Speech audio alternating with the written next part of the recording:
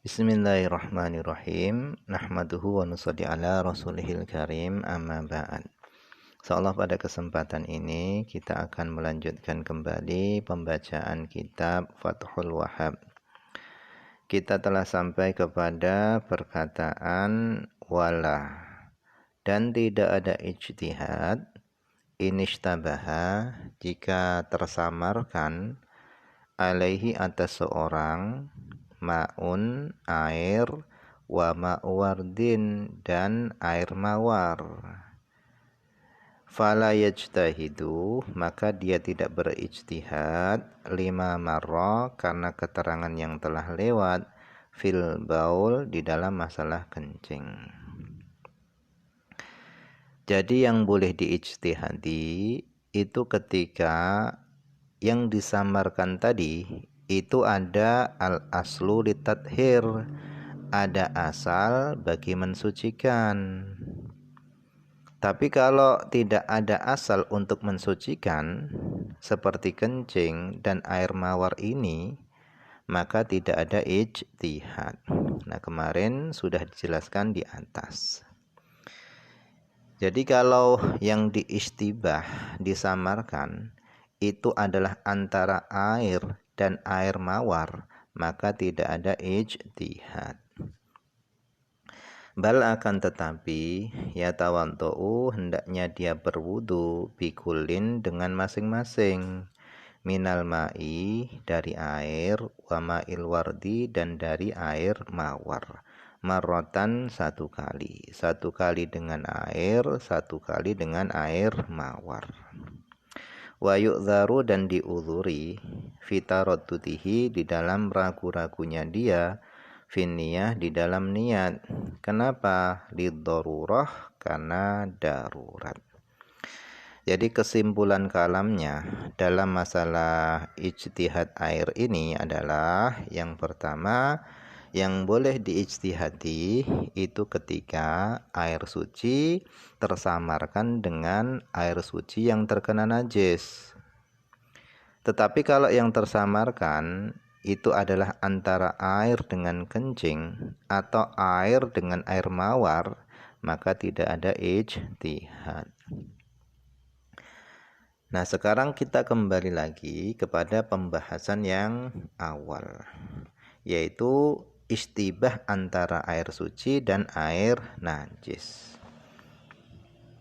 Nah, kata beliau, wa idza dhanna taharata ahadihima, dan apabila seorang telah menduga kuat taharata ahadihima, sucinya salah satu dari keduanya, ai al-ma'aini, salah satu dari dua air, bil ijtihad dengan ijtihad, maka sunnah disunnahkan lahu baginya qabla istimalihi, sebelum menggunakan air yang dia duga suci, disunnahkan baginya iraqatul akhar, menumpahkan air yang lainnya.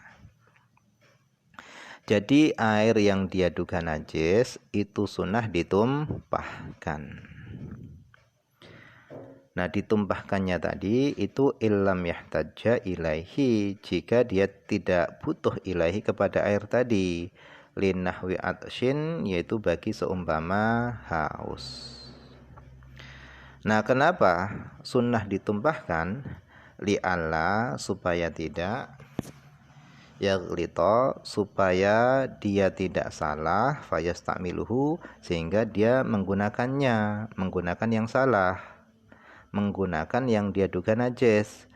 Au yataghayyara, supaya tidak berubah ijtihaduhu, ijtihadnya, fayashtabihu, sehingga menjadi samar, alaihi atasnya, al-amru perkaranya. Nah, jadi setelah dia mengijtihadi air suci, air yang suci sudah dia ijtihadi, sudah dia pilih, maka air yang dia duga najis itu sunnah untuk ditumpahkan. Kenapa? Supaya dia tidak salah di dalam memilihnya, dan supaya ijtihadnya tadi enggak berubah, sehingga menjadi ranculah ke atasnya perkaranya. Wa dzikru sunnal iraqah min ziyadati. Nah, kata beliau, penyebutan sunnal iraqah, sunnah menuangkan air tadi, sunnah menumpahkan air tadi, itu min ziyadati, itu dari tambahanku. Fa in tarakahu, maka jika dia meninggalkannya, dia enggak membuang air yang dia duga najis, wa baqiya ba'dul awal, dan masih tersisa ba'dul awal, sebagian air hasil ijtihad yang pertama, wa taghayyara, dan berubah dhannuhu, dugaannya, berubah dugaannya bijtihadihi tsaniyan, dengan sebab ijtihadnya yang kedua, maka lam ya'mal bitsani, dia enggak boleh mengamalkan ijtihad yang kedua. Minal ijtihadaini, dari dua ijtihad.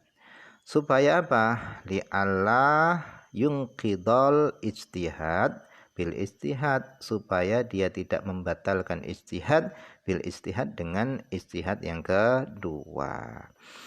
Jadi kalau dia tidak menumpahkan air yang dia duga najis, kemudian berubah dugaannya, maka dia tidak boleh mengamalkan ijtihad yang kedua, supaya ijtihad yang pertama tidak menjadi batal sebab ijtihad yang kedua.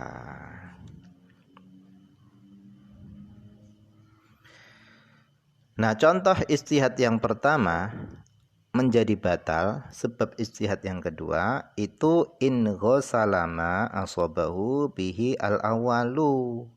Jika dia membasuh ma ini anggota wudu, in ghasalama, jika dia membasuh ma anggota wudu, jika dia membasuh anggota wudu, asabahu bihi al-awalu, yang telah mengenai anggota wudu tadi, al-awalu, air ijtihad yang pertama, dia basuh anggota tadi bihi, dengan air ijtihad yang kedua.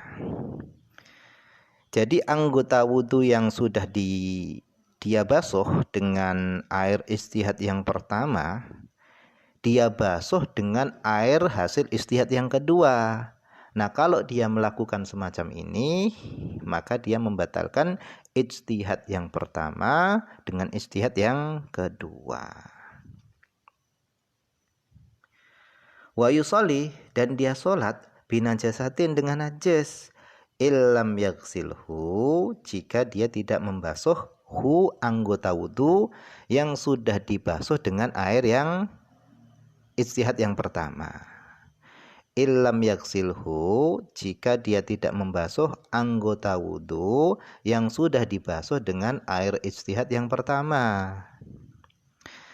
Jadi awalnya dia itu kan menduga air yang pertama itu suci. Air yang pertama dia duga suci. Kemudian ijtihadnya itu berubah menjadi air yang pertama itu najis, yang kedua menjadi suci. Nah, kalau anggota wudhu yang sudah dibasuh dengan air yang pertama itu enggak dibasuh lagi, sementara ijtihadnya itu sudah berubah, maka dia sholat dengan najis. Karena air yang awalnya dia duga suci, setelah dia berubah ijtihadnya, maka air tadi menjadi najis dalam dugaannya.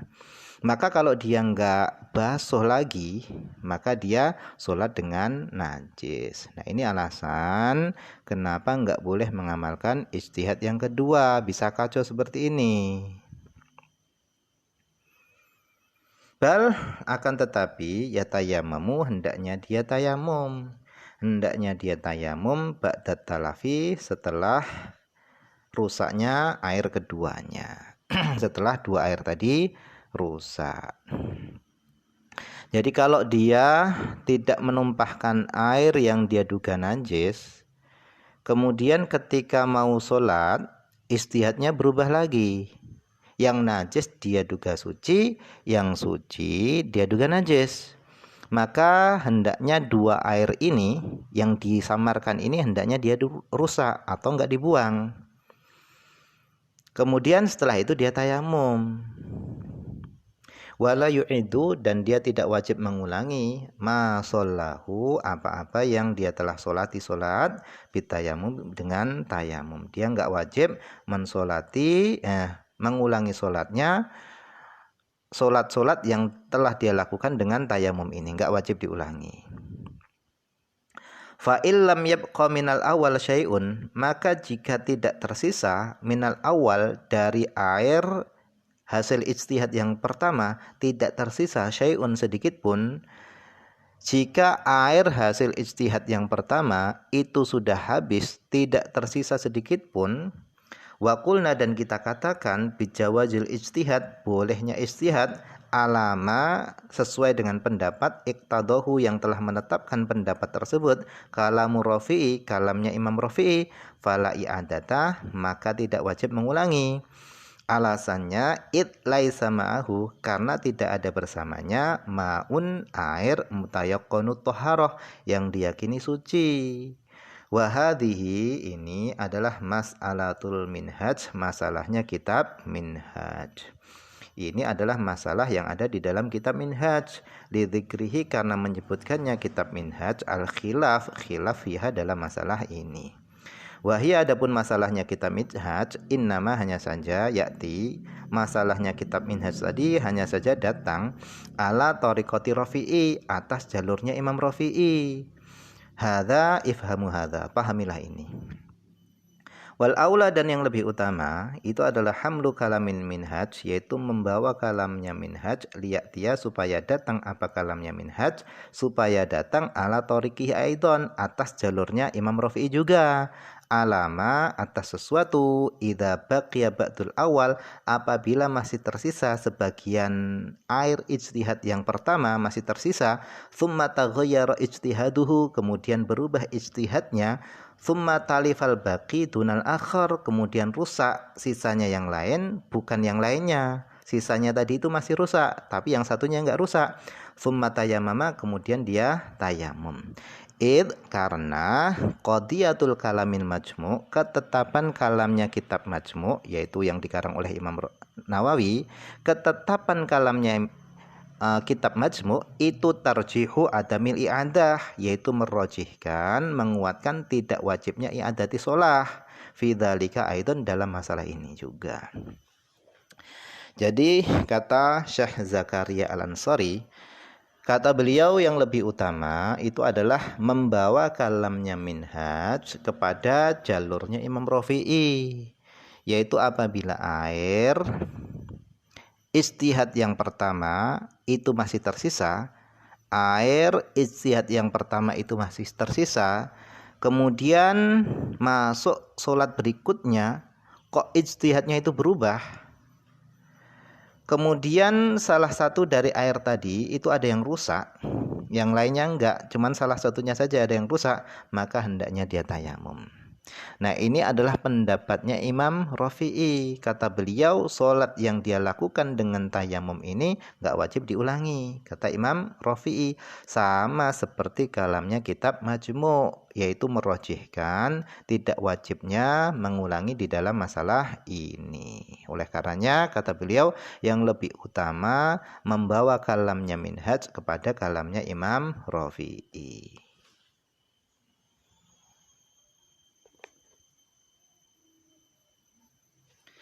Nah, mungkin ini saja dulu yang bisa dibaca pada kesempatan ini. Semoga ada manfaatnya.